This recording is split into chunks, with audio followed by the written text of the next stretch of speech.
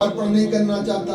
तो इतने में ध्यान आया कि मरुत राजा ने यज्ञ किया था और उस यज्ञ में इतना धन दिया कि ब्राह्मण आधा धन छोड़ करके भागे। अर्जुन और भीम को उस धन लाने के लिए कहा गया। अश्वमेध यज्ञ उस धन से युधिष्ठिर ने किया और हस्तिनापुर की नगरी अब बड़े अच्छे तरीके से खुशहाल होकर के रहने लगी।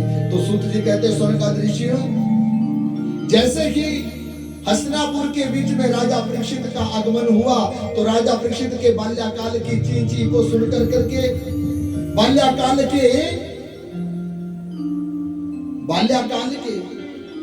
रोने की आवाज को सुनकर के हस्तिनापुर के महलों की जो कोने हैं खुश होने लगे। वैसे ही वहां के राजा रानियां सैनिक सेविकाएं सब प्रसन्न होने लगे। और इसी प्रसन्नता के साथ एक दिन सारा राज परिवार बैठा हुआ था।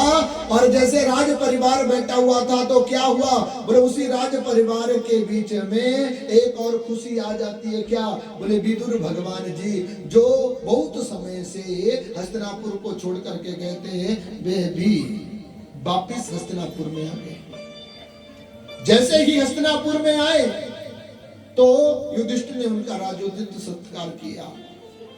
भीष्म पितामह के बाद विदुर जी ही एक ऐसे वंशज थे जो युधिष्ठिर के बचे हुए थे। विदुर जी को जब युधिष्ठिर ने देखा तो बड़े प्रसन्न हुए और सुंदर आसन पर बैठा करके उनके चरणों को धो करके उनके समक्ष बैठ कर रोने लगे। विदुर चाचा आप हमें छोड़ करके चले गए और उस समय में जिस समय में हमें भारी दुख था।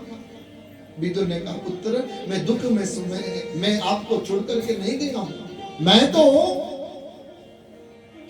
तो दुर्योधन के कहे हुए दुर्व्यवहार शब्दों के कहने पर इस हस्तिनापुर को छोड़ करके चला गया था।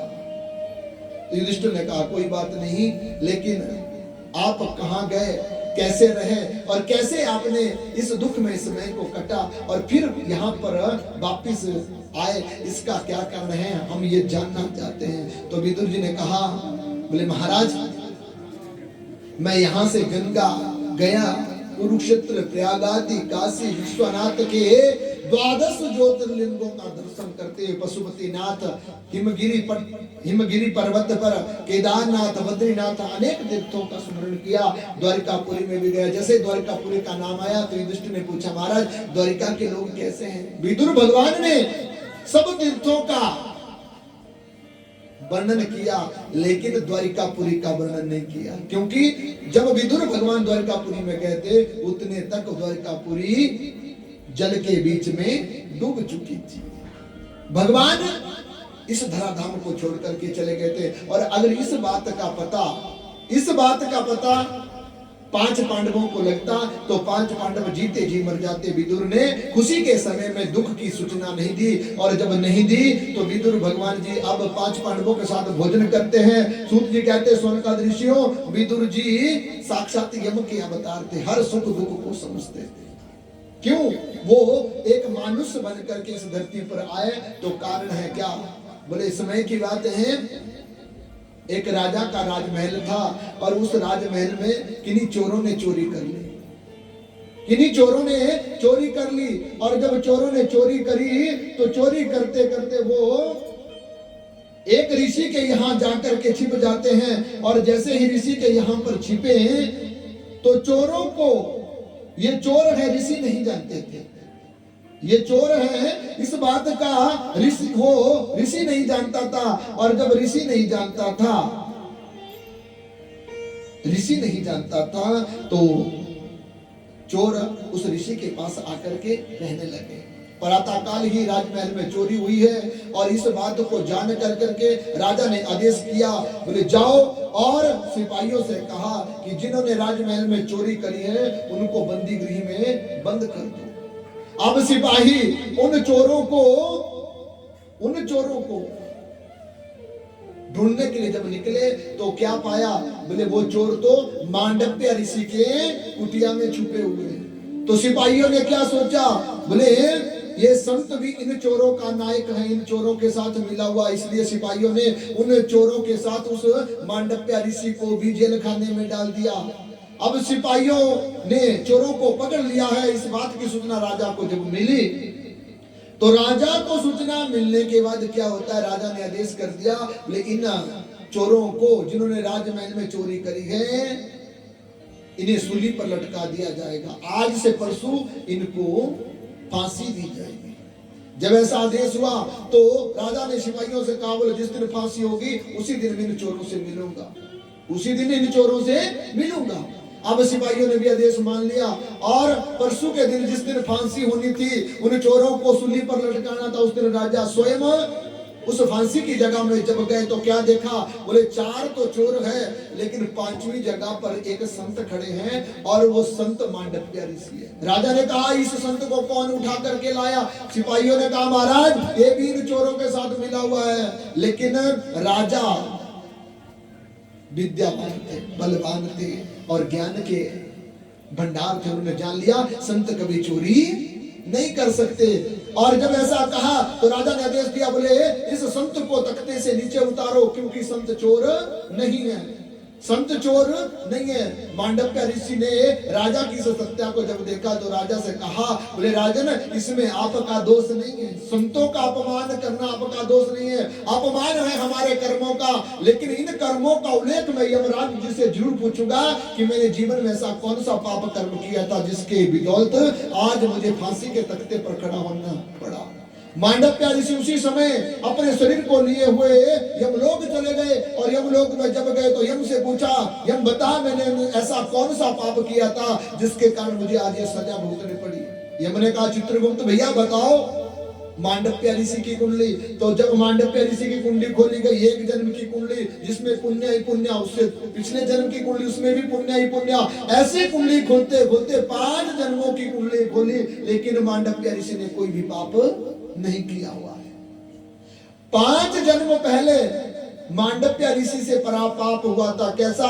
बोले मांडव्य ऋषि 5 वर्ष की उम्र से छोटे थे, अचानक से एक तितली को उन्होंने देख लिया और तितली सुंदर थी। जैसे ही बाल्यावस्था होने के कारण उस तितली को पकड़ने लगे तो वो तितली हाथ में आने के बाद जैसे ही मांडव्य ऋषि के शरीर को खुल जाने लगी तो ऋषि ने उसे झाड़ दिया। हाथ को जैसे झाड़ा तो वो तितली जाकर के कांटों के बीच में गिर जाती है और उस तितली की मृत्यु हो जाती है। बस एक ऐसे ही पाप के कारण 5 जन्मों के किए हुए कर्म के अनुसार मांडव्य ऋषि को यमराज ने कहा बोले 4 जन्मों तक तो कोई पाप नहीं है लेकिन 5वें जन्म में तूने एक टिड्डी को मारा हुआ है, उस टिड्डी के श्राप के कारण तुझे आज सूली पर चढ़ना पड़ा। मांडव्य ऋषि ने कहा यमराज ये सत्यता नहीं है।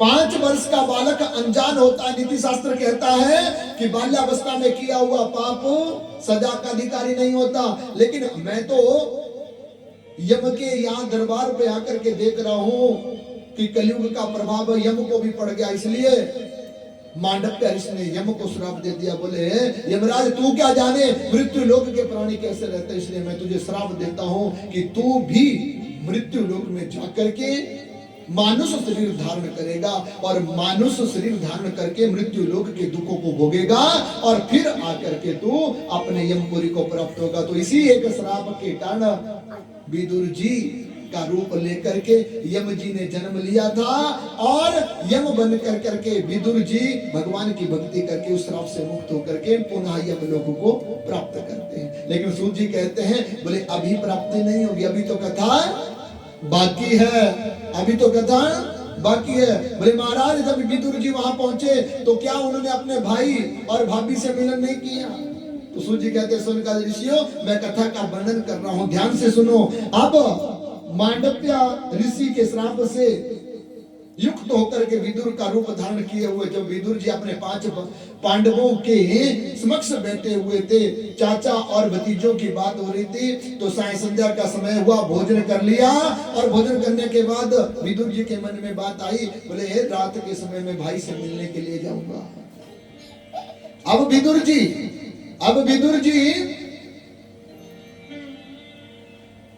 5 पांडवों के स्वागत सत्कार को प्राप्त करने के बाद धृतराष्ट्र और गांधारी से मिलने के लिए गए। जब गांधारी से मिलने के लिए गए तो जैसे ही विदुर जी ने कक्ष का दरवाजा पार किया, पांव रखा, पांव की आहट सुनते ही धृतराष्ट्र ने आहट से पहचान लिया कि विदुर आ गया है। और जैसे ही पांव अंदर रखा, मेरा विदुर आ गया है, आवाज दी, विदुर तुम आ गए। विदुर हंसे, बोले भाई अभी तक तुम मेरी आहट को पहचानते हो, मेरी आहट को पहचानते हो। धृतराष्ट्र ने कहा, जिसने जन्म कर्म से साथ में जन्म लिया हो, साथ में खेले कूदे हो, साथ में अन्न खाया हो, वो अपने सगे भाई की आहट को कैसे नहीं पहचान सकता। विदुर ने कहा, यही तो धृतराष्ट्र तूने जीवन में भूल की, यही तो तूने जीवन में भूल की है। बोले तू जैसे मेरे पांव की आहट को पहचान गए ना, ऐसे ही अगर तू मेरे कर्म को भी पहचान जाता तो आज इस दुख को नहीं भुगतता, 100 पुत्र और 100 बहुओं के बीच में होता। जब तू मेरी इस बात को नहीं पहचान पाया तो आज 100 पुत्रों के होने के बाद भी खाली का खाली बैठा हुआ है। विदुर कहने लगा, धृतराष्ट्र भैया अभी तक तेरे जीवन में माया का मोह नहीं गया, जिस माया के मोह के कारण तुमने अपने 100 पुत्रों को मार गिराया, अभी तक तुम राज्य में ही हो। मैंने तो सोचा था कि अब तक धृतराष्ट्र ने गंगा में छलांग लगा करके अपनी मृत्यु को बुला लिया होगा। धृतराष्ट्र रोने लगा, विदुर इतने तीखे शब्द मत बोल, एक तो मेरे पुत्रों का दुख मुझे सता रहा है और दूसरे तो इन तीखे बाणों से मेरे हृदय को विदीर्ण कर रहा है। विदुर ने कहा, मैं तीखे बाणों से विदीर्ण नहीं कर रहा, मैं सच कह रहा हूं भैया, ये जीवन धन से युक्त नहीं, धर्म से युक्त है। जीवन को पहचान, और जीवन को पहचानने के बाद ही तू अपने जीवन में सुख का भोग कर सकता है, नहीं तो मरने के बाद भी नरक में जाएगा। विदुर ने जब ये कहा तो धृतराष्ट्र ने कहा, विदुर क्या करूं, कैसे मैं अपने जीवन का उद्धार करूं। बोले, भैया एक बात कहूं, मैं तुझे ज्ञान देता हूं, माया का जाल छोड़, माया का जाल छोड़, और माया का जाल छोड़ने के बाद, माया का जाल छोड़ने के बाद तू जंगलों में चला जा, और अब भी तेरे पास समय है। अगर तू प्रभु का नाम ले लेगा, प्रभु का नाम ले लेगा, तो तेरे जीवन में जो तूने पाप कर्म अपने पुत्रों के लिए किए हैं और उन पुत्रों के किए गए पाप कर्मों का प्रायश्चित कर ले, तुझे मुक्ति मिल जाएगी। धृतराष्ट्र ने कहा, विदुर तू सच कहता है, लेकिन मेरे साथ मेरी रानी भी है और हम दोनों अंधे हैं, और अंधे होने के बाद हम जंगलों में कैसे जाएंगे। बोले, इस कार्य करने के लिए मैं तुम्हारी मदद करूंगा, इस कार्य करने के लिए मैं तुम्हारी मदद करूंगा। जब ऐसा कहा तो विदुर जी के वचनों को सुनकर के जीवन की असलियत जानने के लिए विदुर जी धृतराष्ट्र को ज्ञान देते हैं कि भैया धृतराष्ट्र, जीवन जब तक जीवित है ना तब तक लोग मौज लेते हैं, और जिस दिन जीवन खत्म हो जाता है उसके बाद 28 प्रकार के नरकों में जाकर के मौज के बदले आनंद मिलने लगता है। अगर पाप किया होगा तो पाप की अग्नि में जलना पड़ता, और अगर पुण्य किया होगा तो पुण्य कर्मों के द्वारा मानव भगवान के धाम को प्राप्त कर लेता। इसलिए मैं तुमसे कह रहा हूं कि तुम किए हुए पाप, जिस पाप को तुम जानते हो, उस पाप के बाद कि मैंने पाप किए हैं, उस पाप कर्म करने के बाद उनका प्रायश्चित कर लो, तुम्हारी गति हो जाएगी। जब जैसे ये कहा तो अब विदुर जी के साथ धृतराष्ट्र और गांधारी अपने धर्म कर्म को करने के लिए जंगलों में चले जाते हैं। और जब जंगलों में चले गए तो जंगलों में जाकर प्रातः काल युधिष्ठिर का नियम था अपने माता पिता के चरणों को नमन करना, फिर राज कार्य को प्रारंभ करना। सनातन धर्म में कुछ नियम ऐसे बताए गए हैं जिन्हें छोड़ करके हमें अपने जीवन में दुख होता है।